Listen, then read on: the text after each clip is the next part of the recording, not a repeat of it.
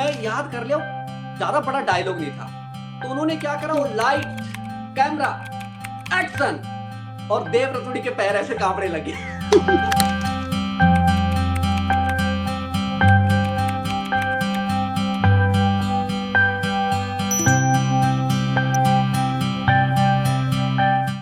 देखिए, ये बात है 1992 में मैंने हाई स्कूल करा, और उसके बाद हमारे यहाँ पर ज़्यादा संसाधन नहीं थे, और मैं एक बहुत ही गरीब परिवार से ताल्लुक़ रखता हूँ। तो आगे की पढ़ाई कर नहीं पाए, तो उसके बाद मैं दिल्ली आ गया। तो दिल्ली में मैंने लगभग 10 साल तक काम किया, सारे ऑड जॉब करे, गाड़ी धोना, स्कूटर पे दूध बेचना, और बहुत सारे काम करे। तो 2005 में 1998 में एक्चुअली मुझे ब्रूस ली की एक फ़िल्म देखने का मौका मिला। मेरा एक दोस्त है, मित्र है, उन्होंने एक वीसीआर लिया था, और किराए पे वो कैसेट लेके वो फ़िल्म दिखाई मेरे को। तो उसकी फ़िल्म देख के मैं बहुत ज़्यादा प्रेरित हुआ, और फिर मैं दूसरी फ़िल्म देखी, तीसरी फ़िल्म देखी, और ऐसे ही मेरे को एक मौका मिला फ़िल्म देखने का, जिसका नाम था ड्रैगन, जो कि जी। ब्रूस ली के लाइफ़ पे बेस्ड थी। और वो फ़िल्म जो है मेरी लाइफ़ का एक टर्निंग पॉइंट था। मुझे लगा कि जब ब्रूस ली जैसा आदमी ऐसा कर सकता है, हांगकांग से जाके यूएस में एक रेस्टोरेंट में बर्तन धोता है, चोरी चुपके, बहुत सारे काम करता है, और धीरे-धीरे अपने पैशन को ज़िंदा रखते हुए उसको भी फ़िल्म में काम मिलता है, और इस तरह से वो एक, आप पूरी दुनिया जानती है, वो एक लीजेंड के नाम से जाना जाता है, जहाँ तक जी। मार्शल आर्ट की बात आती है, और जहाँ तक फ़िल्म्स वगैरह में भी। तो मुझे लगा कि अगर ब्रूस ली कर सकता है, तो देव तू भी कर सकता है। तो मेरे को भूत भूत सवार हो गया। तो ऐसे ही फिर मेरे को 1998 में मैं बम्बई चला गया। मुझे लगा कि मुझे एक्टर बनना है। उस टाइम अक्षय कुमार जी। जी काफ़ी फ़ेमस थे, तो मैं कहा मेरे को ऐसा एक्शन सीखना है। बम्बई में जाकर मैंने लगभग 2 साल तक मार्शल आर्ट सीखा। So I am a brown belt, और उसके बाद मैंने कोशिश करी कि वहाँ पर काम माँगने की, तो जो मुझे लग रहा था कि ये बहुत आसान काम है एक्टिंग करना, लेकिन उतना आसान था नहीं। तो मैं पुनीत सर, किसी ने रेफ़रेंस दिया था, मेरे बड़े भाई साहब वहाँ रहते थे, उन्होंने रेफ़रेंस देके पुनीत सर जी के साथ में मेरे को लगा दिया। उस टाइम वो एक सीरियल बना रहे थे हिंदुस्तानी, वो डायरेक्ट कर रहे थे पुनीत सर जी। तो उनके साथ में जी। रहा लगभग 6 महीने तक। तो मेरा था कि मेरे को इस सीरियल में काम करना है। तो एक दिन उन्होंने मैंने बोला पुनीत जी को, काफ़ी 6 महीने हो गए थे, मैं कहा सर 6 महीने हो गए, जूते-वूते भी घिस गए, मैं कर लूँगा, एक्टिंग आपको एक मौका दो। तो उन्होंने कहा चलो ठीक है, ये डायलॉग याद कर ले। तो डायलॉग था इनका, जो दारा सिंह जी के लड़के हैं, उनका एक डायलॉग था। उन्होंने वो रोल कर दिया था। उन्होंने बोला तू एक डायलॉग कैमरे के आगे खड़ा होके इसको बोल। अब मुझे मौका मिला, मैंने वो डायलॉग याद कर लिया। मैं तैयार एकदम, मैं कहा यार मौका आ गया, अभी छा जाना है। तो वो तो डायलॉग उन्होंने आज भी आपको याद है? वो हाँ, डायलॉग हाँ, आपको बिल्कुल, याद है वो आज? थोड़ा कि हाँ सर, वो डायलॉग क्या था कि उसमें कुछ टेररिस्ट होते हैं ना, वो कहते हैं सर इनको कि इन आतंकवादियों को मैं छोड़ूँगा नहीं, कुछ इस तरह का एक छोटा-सा डायलॉग था। तो मैं याद कर लिया, ज़्यादा बड़ा डायलॉग नहीं था। तो उन्होंने क्या करा, वो जी। लाइट, कैमरा, एक्शन, और देव रतुड़ी के पैर ऐसे काँपने लगे। और मेरे मुँह से I couldn't utter a single word of dialogue.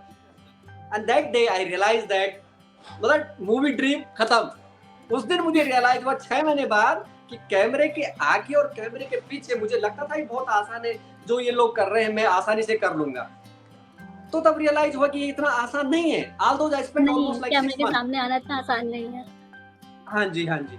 फिर उसके बाद फिर मैं कुछ टाइम और रहा, मैंने वहाँ पे काफ़ी, मैं वहाँ पर एक्चुअली सिक्योरिटी गार्ड भी रहा मैं बम्बई में। एक अंकल जी थे, एक क्रिश्चियन अंकल जी थे, एंड उन्होंने कहा बेटा देख, यहाँ पर मैं भी हीरो बनने आया था, लेकिन देख मैं सिक्योरिटी गार्ड की जॉब कर रहा हूँ। तो मैंने चलो पार्ट टाइम के लिए मैं रात को लगभग, मैंने मेरे ख्याल से हफ्ता 10 दिन तक एज ए सिक्योरिटी गार्ड भी जॉब करा मैंने। तारदेव के पीछे एक बिल्डिंग बन रही थी जी। सर्वाइव करने के लिए। और उसके बाद लगा कि नहीं, आगे जाने वाली नहीं गाड़ी, और एक्टिंग में वहाँ बहुत कंपटीशन है, इतना आसान नहीं है। अगर आप बात और करें तो वहाँ आपकी पर वहाँ पे, बहुत सारे लोग अगर सिक्योरिटी गार्ड की आप जॉब कर रहे थे वहाँ पे, तो आपकी कितनी सैलरी थी वहाँ पे? वहाँ कितनी थी होगी, मेरे ख्याल से 4-5 हज़ार रुपए रही होगी, 3,500-4 हज़ार के करीब रही होगी उस दौरान।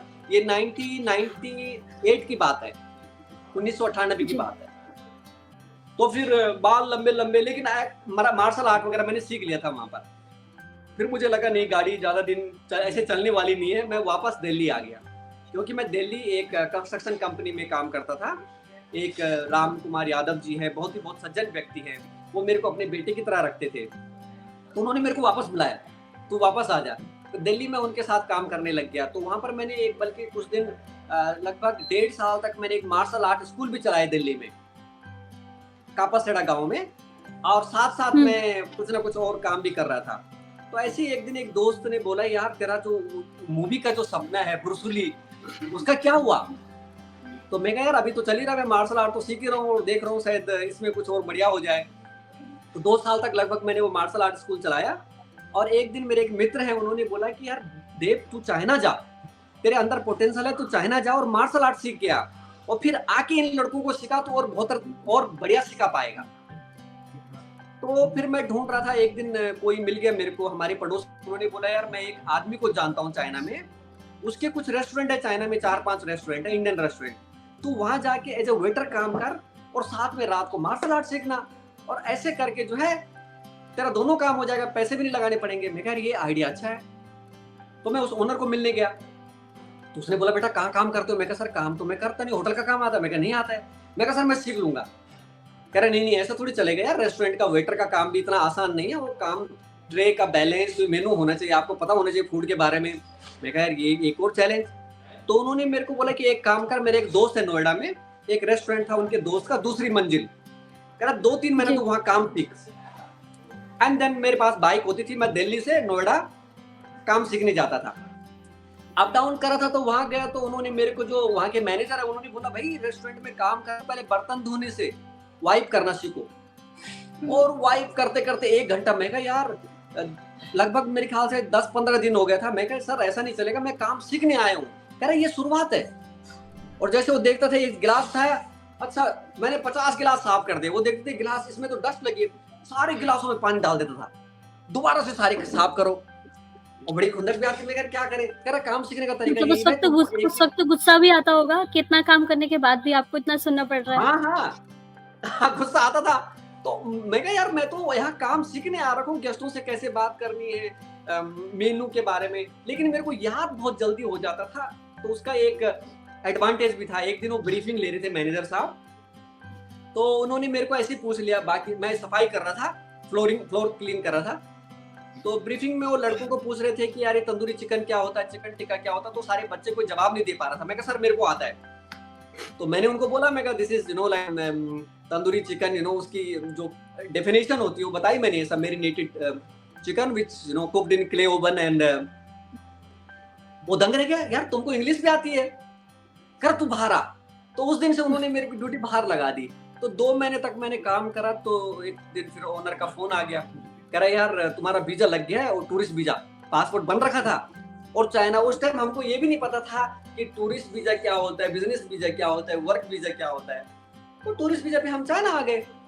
तो चाइना आए तो फिर हांगकांग में हमें मेरे दोस्तों ने डरा भी दिया, कह रहा भाई चाइना कहाँ जा रहा है, वहां लोग खुद भूखे मर रहे हैं और वहां तो बर्बाद हो जाएगा। आपको सोच के डर नहीं लगा, क्योंकि आप यहाँ से जा रहे हो वहां चाइना, तो एक होता है ना मन में कि यार मैं यहाँ से इतनी दूर जाऊंगा, कैसे मैनेज करूंगा, कैसे सरवाइव करूंगा, ये सारी चीजें आपके मन में ख्याल नहीं आया? नहीं, मैं शुरू से ही अगर 1% भी चांस है विनिंग के, तो आई विल टेक दैट जी। मतलब आप रिस्क ले लेते था। हाँ, रिस्क लेने का था। एंड दूसरी बात क्या था कि मेरे पास होने के लिए कुछ था नहीं, and I wanted to learn कि मैं चाइना जाऊंगा, कुछ ना कुछ तो सीख ही जाऊंगा। भैया ऐसा कुछ पैसा भी नहीं लग रहा, और पैसे भी नहीं थे।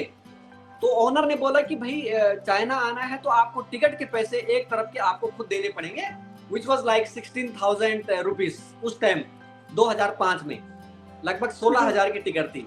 अब वो 16,000 नहीं, क्या करें? तो हमारे एक रिलेटिव रहते हैं न्यूजीलैंड में, तो मैंने उनको कॉल करा, जियाजी लगते हैं हमारे। तो मैं कहा सर ऐसा ऐसा चाइना का हो रहा है और आपको मेरी हेल्प करनी है। उस सज्जन व्यक्ति ने भाई दूसरे दिन पैसा भेज दिया 16,000 रुपए, जिससे मेरी टिकट बनी, जिससे मैं चाइना पहुंचा। तो ये जर्नी रही, गांव से चाइना तक आने तक बड़ा सफर रहा।